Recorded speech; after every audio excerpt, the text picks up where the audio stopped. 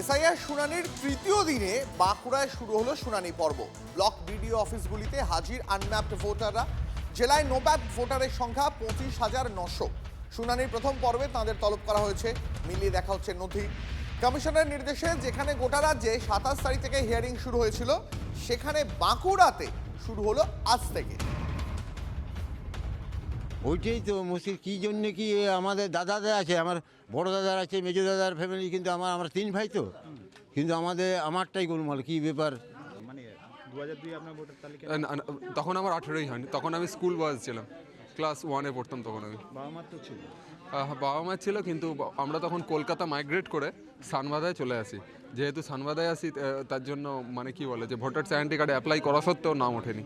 2014 থেকে আমাদের voter card তালিকায় নাম উঠে গেছে।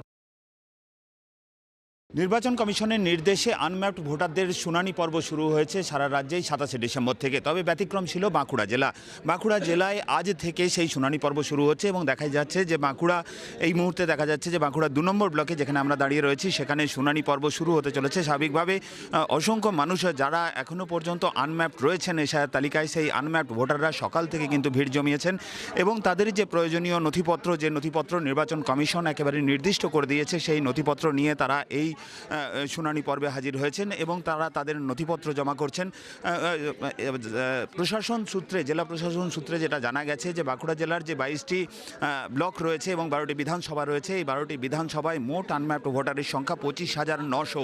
অর্থাৎ আজ থেকে যে শুনানি পর্ব শুরু হলো, এই 25,900 যে আনম্যাপড ভোটার রয়েছে, সেই ভোটারদের শুনানি করা হবে এই পর্বে এবং আগামী 7 দিন ধরে এই শুনানি পর্ব চলবে। অন্তত প্রশাসন সূত্রে তেমনটাই জানা গেছে। প্রশাসনের তরফে যেটা দাবি করা হয়েছে যে আগামী 7 দিনের মধ্যে এই 25,900 আনম্যাপড ভোটারের যে হিয়ারিং পর্ব, সেই হিয়ারিং পর্ব তারা সমাধা করতে পারবেন এবং আজকে সকাল থেকেই সেই হিয়ারিং পর্ব শুরু হয়েছে এবং সাধারণ মানুষের ভিড়ও কিন্তু একেবারে চোখে পড়ছে প্রায় প্রতিটি ব্লকে। বাঁকুড়া থেকে ক্যামেরায় বোধন কর্মকারের সঙ্গে হীরক মুখার্জি, TV9 বাংলা।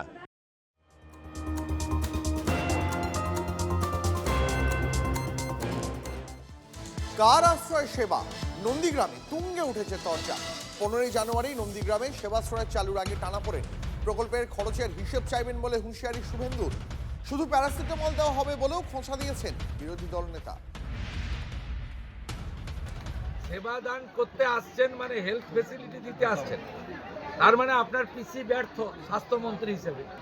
করছেন ভালো, কোথা থেকে টাকা নিয়ে এসে করছেন তার হিসাব আমি কিন্তু নেব।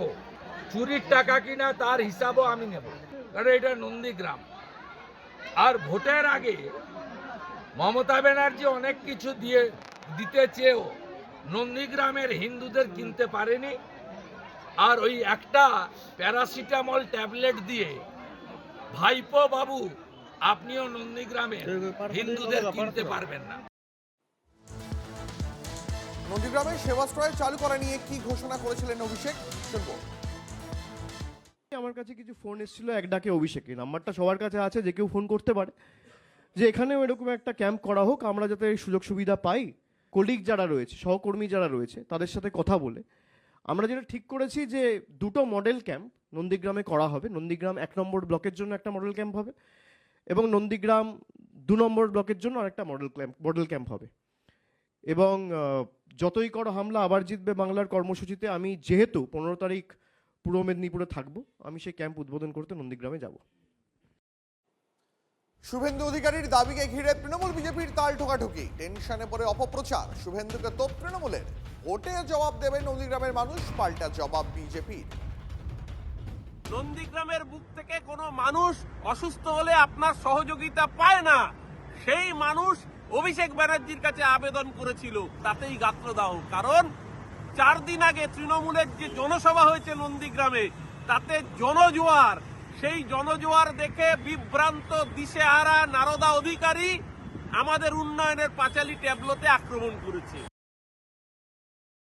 এটা অত্যন্ত লজ্জার বিষয়। তৃণমূল একটি অশিক্ষিত চোর ডাকাতের দল বলে এই সব বলে বেড়াচ্ছে। তার পিসিকে জিজ্ঞেস করুন যে এই সেবাশ্রম প্রকল্পটা তৃণমূলের কাছে চালানো কতটা যুক্তিসঙ্গত। ওনার পিসি তাহলে ব্যর্থ, তাহলে ফেলিওর। চোর ডাকাত ছাড়া কেউ এইসব ফালতু প্রচার করে নন্দীগ্রামে কোনো রকম ফায়দা নিতে পারবে না। আর এদিকে সেবাশ্রয় নিয়ে রাজনৈতিক আকচাকচির মধ্যে মিশ্র প্রতিক্রিয়া এলাকাবাসীর। ভালো চোখে দেখতে যে এক কথায় বলতে গেলে আর কি, যেটা মানুষের উপকার হবে বলে।